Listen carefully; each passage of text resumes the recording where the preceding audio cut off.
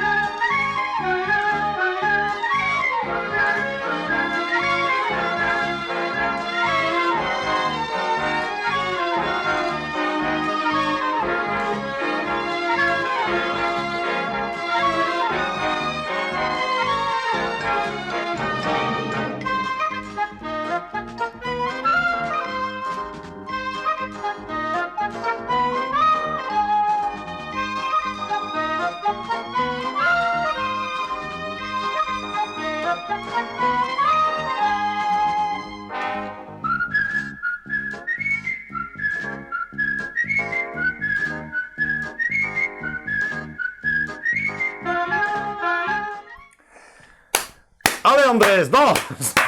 Salut les amis du Ciné-Club. Andrés se marrait du générique. Ben ouais, c'est pas sa génération. Bienvenue à une nouvelle vidéo spéciale summer, spéciale été. Avouez que, et avoue Andrés que ça sent bon l'été, rien que de voir le générique, hein. Déjà, nous, on crève de chaud ici. Mais, il faut dire ce qui est aussi, c'est vrai que ça a vachement vieilli. Alors, de quoi s'agit-il?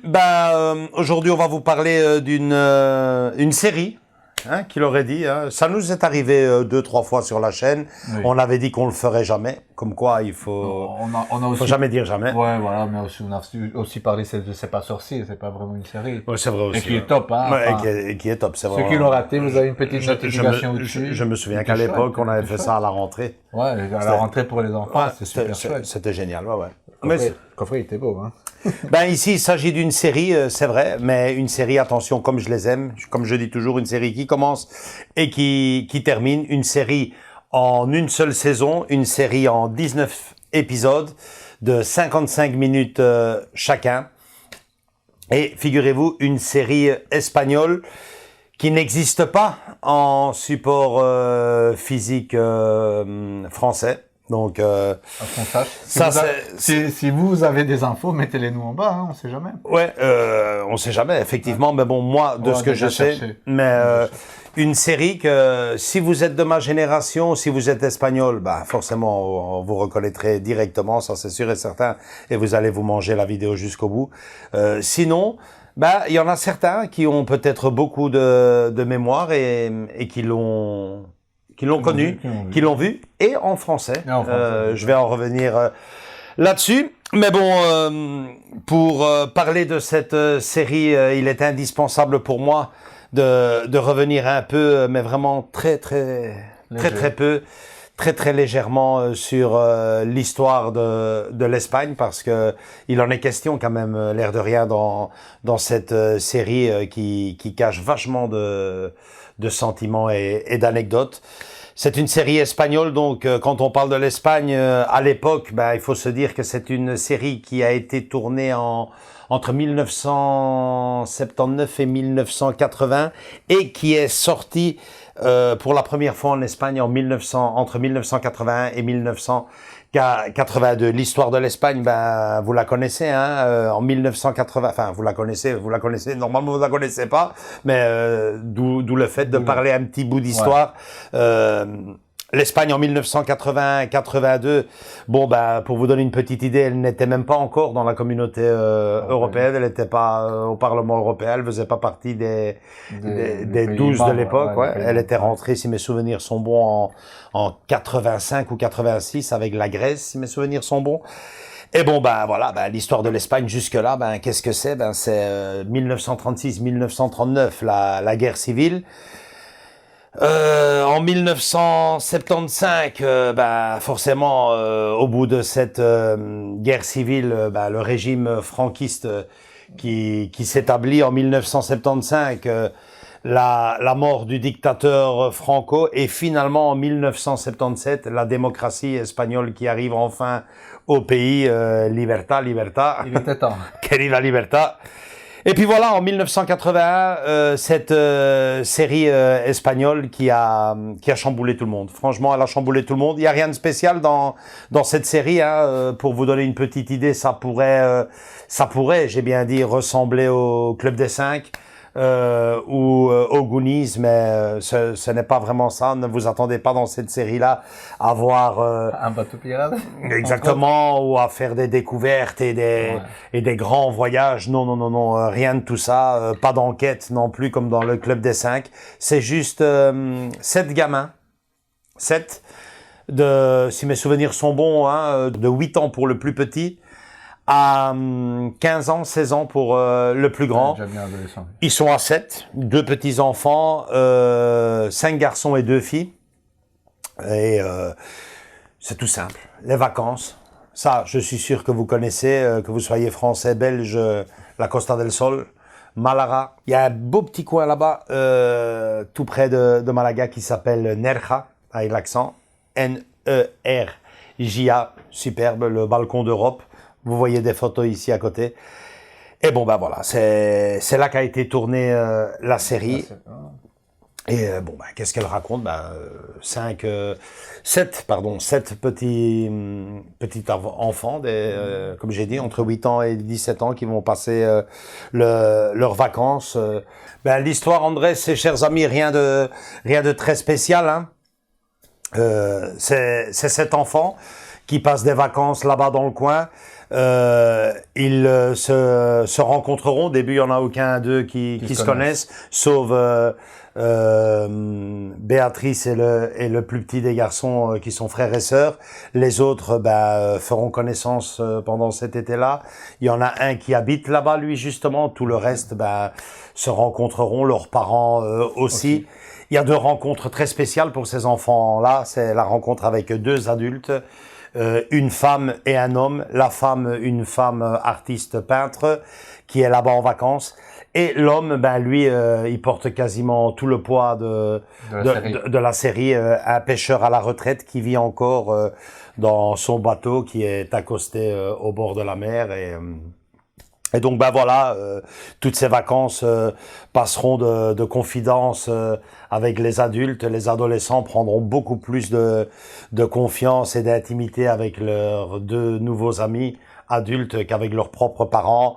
Les vacances, comme pour nous, hein, des rigolades, des petites excursions, l'amour aussi, c'est les vacances. Et puis aussi les accidents. Ouais, franchement, c'est vachement bien fait. Mais ce qu'il faut surtout retenir de cette série-là, c'est que on se libère enfin. On se libère enfin parce que dans les séries de l'époque en Espagne, dans l'Espagne catholique, hein, jusque-là, on ne parlait pas des déchirements familiaux, on ne parlait pas des divorces. Okay. Donc c'était très conservateur. Très catholique. C'était vraiment la famille. Modèle. Ici, il y a des épisodes justement qui évoquent le divorce, la séparation entre le papa et la maman de l'une d'entre eux. L'adultère, forcément. La liberté aussi, la liberté de pouvoir s'exprimer. Tout ça, ça n'existait pas à cette époque-là. Avant cette série. Avant cette série-là, il y avait certains films, ça commençait, mais pas aussi. Et on découvre aussi ce qu'était la mentalité des parents de l'époque et ce qu'étaient justement les vacances à cette époque-là. Moi, personnellement, je me sens je me suis senti énormément d'entre nous tout à fait identifiés à cette série-là, parce que les vacances, c'était ça, quoi. C'était arriver à la maison, te changer, enlever ton pantalon long, mettre un short, mettre tes espadrilles ou tes baskets, et prendre ton vélo et sortir. Tout le monde avait un vélo. C'était impossible que un jeune là-bas, un enfant, n'ait pas un vélo. Ouais. Donc on voit ces images, hein, ces jeunes à vélo. Tout le monde avait son vélo là-bas. Une marque espagnole, je me souviens, un vélo. Tout le monde avait cette marque-là, BH. C'était les vélos du pays. Et puis manger des glaces, aller au cinéma d'été, les réunions quand même, les restaurants, soirées restaurants en famille. C'est vraiment ce qu'étaient les vacances, et cette série-là le montre très bien à travers ces épisodes et exploite à merveille le coin où ils ont tourné. Où ça a été tourné. Alors, niveau casting, il n'y a pas grand-chose, hein. Les enfants sont pour ainsi dire des inconnus avant la série, et le resteront quasiment après, bien que, j'en reviens, ils auront quand même leur petit succès. Il y en a juste un, hein. Tu as Antonio Mercero, qui est le réalisateur, qui était déjà connu. Toi, tu étais très jeune, enfin, tu étais pas né, mais est-ce que tu as entendu parler, est-ce que ça te dit quelque chose d'un film espagnol? Okay. C'est un court-métrage, ou on dirait un demi-métrage, pas tout à fait un court-métrage. Je crois qu'il doit durer 55 ou 1h10, le film. Est-ce que ça te dit quelque chose, un gars qui rentre dans une cabine téléphonique et qui reste bloqué dedans? Non. Les passants passent. Les passants passent, ils essayent de le sortir, il ne parvient pas, puis finalement, la cabine, ils viennent chercher la cabine, ils partent avec la cabine. Si ça vous dit quelque chose à l'un d'entre eux, le film s'appelle déjà La Cabine, donc la cabine. Et pour la petite histoire, c'est lui qui avait réalisé Si j'ai des images, on les met à côté, mais non, ça me dit rien. Ouais, c'est vraiment tout bête. C'était limite le gars qui rentre. Voilà, il rentre, il va téléphoner dans la cabine téléphonique. Hein. Bon, évidemment, maintenant, les jeunes se diront, c'est quoi la cabine téléphonique? Hein. Et là, il essaye de sortir, il sait plus, les passants sont là, on comprend pas. Il y a un camion qui vient, il fout le camp avec la cabine, il l'amène dans un endroit, ils sont... Ouais. Enfin bref, quoi. C'est lui qui avait réalisé ce film. Et puis tu as les deux adultes, les confidents des enfants. Voilà, qui sont Julia, qui est en réalité Maria Raralón, donc inconnue au bataillon en tout cas pour moi. Elle a fait quelques films, mais bon, rien. Et puis bon, la petite star qui le sera encore plus après la série, c'est carrément Antonio Ferrandis, qui est le fameux pêcheur à la retraite, et qui lui était quand même assez connu avant la série, et qui le sera immortalisé par cette série-là comme étant Chanquette, et le surnom qu'il avait dans la série. Franchement, Chanquette. Fallait le sortir, quoi. Hein. Chanquette. On dit même l'expression espagnole maintenant. Allez. Quand tu as pris un coup de vieux, quand on te croise là-bas, il y en a certains qui le disent encore. Il fait menudo chanqueta, faut que t'as attrapé. Ah ouais, carrément. Ça c'est devenu carrément. Pour que ça devienne une expression nationale. Ouais. Eh on en vient justement à ce qui est devenu cette série-là. Elle a duré quelques mois, entre 1981 et 1982. La série s'est gentiment exportée en dehors de l'Espagne, surtout dans les pays de l'Est. Figure-toi, la Yougoslavie, ça avait assez bien marché. Et ici, en France, pour beaucoup de nos abonnés qui sont français, elle est arrivée chez vous en 1984. Via la chaîne FR3, et je me vois encore voir cette série-là de temps en temps avec les potes, et qui la découvraient carrément. Je dis, ça passait, parce que forcément, si cette série-là est passée entre 1980 et 1982, figure-toi, hors été, à partir de ce moment-là, jusqu'en fin des années 80, début des années 90, pendant les périodes d'été là. Il le repassait. Il le repassait parce que c'est une série qui sont super bons l'été, mais qui, figure-toi, la première fois lors des premières projections, c'était entre le mois de février et rien à voir. Quoi. Rien à voir, quoi. T'étais limite en hiver que tu voyais ça, quoi. Et puis évidemment les années d'après, là, c'était chaque fois, paf, Verano Azul, Verano Azul, Verano Azul. Cette série s'est gentiment exportée, mais alors là, ce qui s'est passé dans le coin, ça restera historique parce que cette ville-là, donc Nerja, vit de cette série-là aujourd'hui encore. Aujourd'hui encore, en 2022. Et de quelle façon? En 2023 même. En 2023. Moi, personnellement, cette série-là, quand j'arrivais là-bas, je l'ai connue en été en Espagne en 84 ou 85. J'étais jeune ado et ça ne m'empêchait pas de le regarder. Les parents le regardaient aussi, forcément. Ça décrivait vraiment comment un enfant passait ses vacances et comment les parents le vivaient aussi, quoi. Et là, tu regardes la série là, tout le monde fume, hein. Là, tout le monde fume, l'heure de l'apéro, le martini, le whisky, les premières cuites, vraiment tout ce que tu peux avoir imaginé en vacances est retranscrit dans l'un ou l'autre de ces épisodes de l'époque. La première sortie en boîte de nuit, le premier flirt, vraiment ce qu'étaient les vacances, quoi. Et bon, figurez-vous que cet endroit est marqué à jamais puisque il y a un circuit que l'on peut faire dans cette ville, Nerja. Figure-toi que le circuit est organisé et tu es accompagné d'un des acteurs de la série. Allez, il est allé faire un peu business là-bas avec... Ah ouais, pendant toute la période d'été, avant le Covid. Ok, avant le Covid. Avant le Covid. Ouais. Et la première année après le Covid, le gars était toujours là.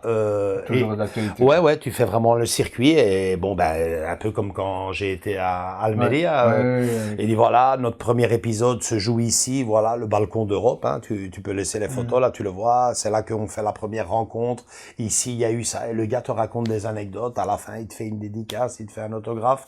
C'est le restaurant où la famille avait l'habitude de manger parce qu'évidemment, tous les matins, ils allaient à la plage et bien souvent, allez hop, on va aller manger, on va réserver la paella dans le restaurant et puis l'après-midi, on va manger et puis on fait la sieste. Tout ça, on le voit. Tous ces endroits-là, on peut les visiter avec l'un des acteurs. L'un des acteurs qui fait lui-même le guide. Magnifique. Autre chose exceptionnelle, les jeunes se réunissent souvent, le petit groupe se réunit souvent dans un parc. Ce parc est immortalisé à vie comme étant le parc Verano Azul qui porte le nom de la série. Chaque allée du parc porte le nom d'un épisode. Okay. Et le clou du spectacle, c'est qu'au milieu du parc, tu as la reconstitution du bateau où le pêcheur vivait, le fameux Chanquete. C'est vraiment... S'il y a les images, c'est à côté. Ouais, c'est vraiment superbe. Moi, j'y ai été forcément avec une idée derrière la tête parce que le fameux restaurant où les familles allaient manger l'après-midi, ce fameux restaurant existe et le gars qui joue le patron du restaurant, donc celui qui prépare la paella, existe vraiment et cet homme-là... c'est cet homme-là qui jouait dans la série. Enfin, moi, j'avais jamais joué dans une série de ma vie. Ouais, tu veux faire ça? Il passe de cuisinier, un vrai cuisinier. Vous jouez votre rôle et ça va aller. Ça va. Et donc voilà, j'ai été donc là-bas. T'as mangé dans le restaurant? Bien sûr, j'ai mangé dans le restaurant. Et puis bon, j'ai le temps à passer. Verano Azul, Verano Azul. C'est vrai qu'il y a quand même un cadre. Il marqué ici se sont tournés les épisodes de Verano Azul. Avec quelques dédicaces, je me dis, mais je vais pas faire un peu ici parce que bondé de touristes. La Costa del Sol, tu sais, c'est pas que Verano Azul, hein. C'est terrible. Et bon, moi, je m'en fiche, je vais quand même aller. Et là, ça a été une rencontre, je t'en parlais l'autre jour au boulot, ça a été une rencontre très, très, très spéciale pour moi, puisque figurez-vous que voilà, que je m'approche du gars, il y a une énorme paella, donc là où ils font la paella pour plusieurs personnes, le gars est occupé à cuisiner, j'ai dit, est-ce que je pourrais faire une photo avec vous, j'ai grandi avec la série, il fait bien sûr, le gars, vraisemblablement, avait l'habitude de ça, et puis on a posé avec les enfants, hein, vous voyez les photos ici à côté. Il a vachement vieilli, lui aussi, il a attrapé une chanquetazo, comme on dit. Et bon, le monde est petit, hein, le monde est petit et les rencontres sont magnifiques puisque il m'entend parler en français avec les enfants et voilà que le gars sait parler français aussi, quoi. Je dis, ah bon, il fait, ah ouais, non, il fait, moi, c'est pas en France, c'est en Belgique que j'habitais. Je dis, ah bon, on commence à parler, figurez-vous qu'il a habité, pour ainsi dire, au coin de ma rue, quoi. C'est vraiment incroyable. Lui, il a fait 2000 km pour revenir au point où il était. Il est venu tirer ici quelques années, et puis il est reparti là-bas, il a ouvert son restaurant, et il fait, moi, mon restaurant, il marchait gentiment. Et quand il y a eu la série. C'est fou, quoi, parce que ce restaurant marchait gentiment, et puis quand ils ont fait la série, il fait, ça vous dirait, il fait moi, dans un premier temps, avec la série. J'avais des gens, le restaurant s'est agrandi, et puis c'est la ville, parce que l'Espagne est rentrée, en commission marché commun, communauté européenne, les frontières se sont ouvertes. Exactement. Et puis tu connais la suite, hein, ils ont commencé à construire des buildings, des maisons, des villas, des discothèques, et aujourd'hui, voilà, bingo, c'est le jackpot, quoi. Au départ, il avait un petit truc de rien du tout, et là, maintenant, voilà, ça... Donc voilà, quoi, ça, c'est à peu près tout, hein, sur cette fameuse série de saison m'évoque comme souvenir, des très beaux souvenirs. Je pense que je n'oublie rien. J'ai quasiment tout dit. Donc voilà, hein, le feuilleton bien sûr existe. Il est ici. Enfin, tu peux laisser la photo. Plus grand, en version 30e anniversaire spéciale, 30e anniversaire, 81, c'était pour de 2011 si je fais bien mon calcul, hein. Et donc voilà, tous les épisodes en un seul CD, je pense, combien, non, ou 2 épisodes par CD, enfin on en avait 19, c'est plus ou moins 2 épisodes par DVD. Oui. Ouais, t'as beau chercher, malheureusement, Andrés, t'auras pas de version française. Ne vous inquiétez pas, hein, si vous suivez la chaîne et que ce petit bijou, parce que franchement, pour moi, ça l'est. Si cette série viendrait un jour avoir le jour avec une version française, ou ne fût-ce que sous-titrée, vous serez tenu au courant dans la chaîne, ça c'est sûr. On voit un petit post. Toi qui maîtrises la langue espagnole, je te l'ai dit déjà depuis très longtemps, regarde-le parce que c'est vachement chouette, ou fais-le découvrir à tes enfants, tu vas voir, ça sent vraiment bon les vacances, c'est vraiment bien fait avec... Tu remarques, hein, c'est déjà, moi des fois je dis, ça ressemble au Goonies, hein, tu as le petit gros, tu as... t'as le petit dur, t'as la petite beauté, et puis comme je vous le dis, c'est 100% vacances. Voilà, donc la bonne nouvelle, c'est qu'il existe en support physique. La mauvaise nouvelle, c'est que, comme on vous l'a dit, il n'existe pas en édition française, en version française. Si il viendrait un jour à sortir, forcément, vous serez tenu au courant. Et donc voilà, c'est une vidéo que j'avais vraiment envie de faire. J'hésitais, mais il y a quelques mois déjà, hein, j'avais posé la question et l'un d'entre vous avait voulu savoir c'était quoi. Il fait parlez-en une fois à l'occasion. Et je dis j'en avais parlé avec Andrés. Et j'ai dit on va attendre l'été. Les vacances, ça sera vraiment le bon moment pour présenter cette série-là. Et bon voilà, hein, du cinéma espagnol, j'ai beau être espagnol, moi le cinéma espagnol, franchement c'est pas ma tasse de thé, enfin si plutôt ça l'est, mais pas le cinéma que l'on connaît ici en Europe et dans le monde, quoi. Ouais, c'est vrai que le cinéma, moi, Amenábar et tout, j'ai quelques films à lui. Pedro Almodóvar, également, c'est pas trop mon truc. Les acteurs, Penélope Cruz, Javier Bardem, Antonio Banderas, ouais, bien sûr. Même moi, mon cinéma espagnol est tout autre. C'est un cinéma que vous ne connaissez pas et peut-être qu'à travers la chaîne, ça serait sympa de vous le faire découvrir. Le cinéma de Eloy de la Iglesia qui ont fait des films, des drames. on évoque carrément une certaine époque de l'Espagne, une certaine jeunesse de l'Espagne. Il y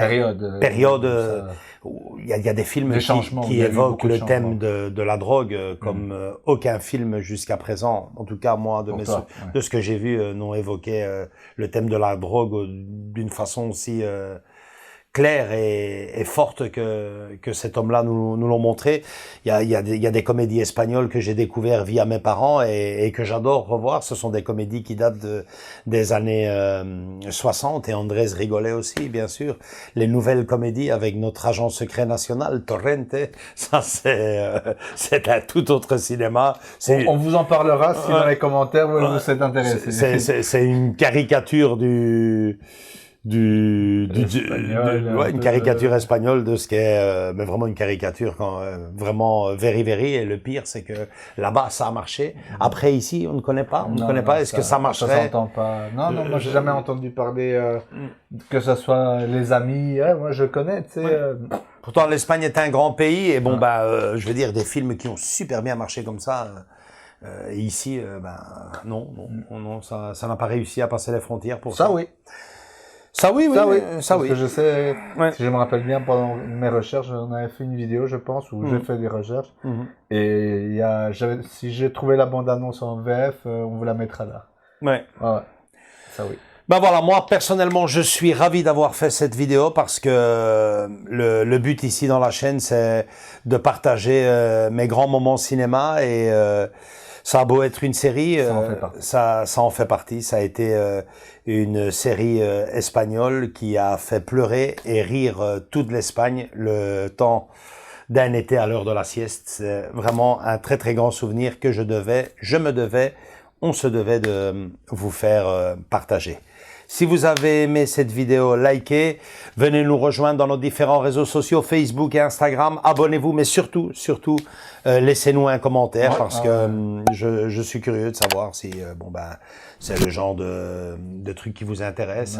Qu'on pourrait approfondir éventuellement. Qu'on pourrait approfondir et peut-être vous faire découvrir d'autres petites perles du cinéma espagnol ou du cinéma latino. Aussi, bien sûr, il y a pas de raison. Donc voilà, on est là pour ça, pour faire le partage et découvrir. On vous fait de gros bisous à tous et à toutes. Continuez à profiter de vos vacances à fond. Les vacances sont une illusion. À l'image de cette série-là, le dernier épisode est déchirant. Quand il est chez soi. C'est déchirant. Et figure-toi. Les adieux. Et le dernier jour, ils ont attendu qu'il pleuve et tout. C'est triste à fond. Comme je dis, ça a fait rire et pleurer toute l'Espagne le temps d'un été à l'heure de la sieste. Allez, gros bisous à tous et à toutes. Continuez à profiter. À très bientôt pour une nouvelle vidéo Sommer. Ciao, ciao. Ciao.